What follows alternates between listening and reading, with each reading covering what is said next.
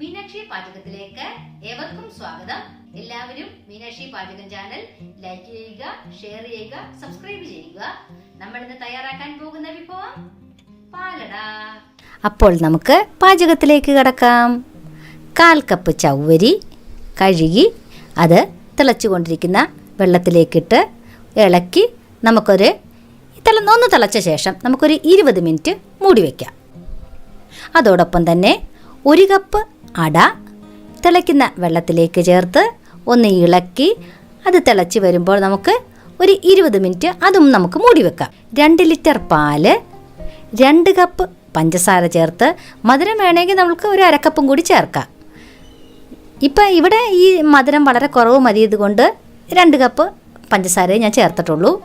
നമുക്കതെല്ലാം നന്നായിട്ടൊന്ന് ഇളക്കി കുക്കർ മൂടി വെച്ച് വെയിറ്റുമിട്ട് നമുക്ക് സിമ്മറിൽ ഒരു 50 മിനിറ്റ് വെക്കാം. അപ്പോൾ പഞ്ചസാര കാരമലൈസ് ചെയ്ത് നമ്മുടെ ആ പാലിന് നല്ല ലൈറ്റ് ബ്രൗൺ കളർ കിട്ടുമല്ലോ. അടയും ചവ്വരിയും കൂടെ ഒരുമിച്ചാക്കി നമുക്ക് അതിലേക്ക് നമ്മൾ തിളപ്പിച്ച് വെച്ചിരിക്കുന്ന ആ പാല് കുറേശ്ശെ ചേർത്ത് നമുക്ക് അതൊന്നും കൂടി ഒന്ന് വേവിച്ചെടുക്കാം.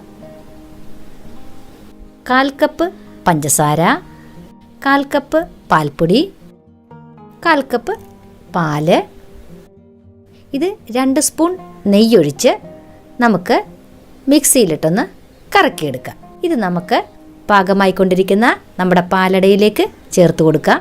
ഇത് നന്നായിട്ട് ഇളക്കി അതിലേക്ക് 1 ടീസ്പൂൺ ഏലക്കാപ്പൊടിയും കൂടി ചേർത്ത് നന്നായിട്ട് ഇളക്കി കഴിയുമ്പോൾ നമ്മുടെ പാലട റെഡി.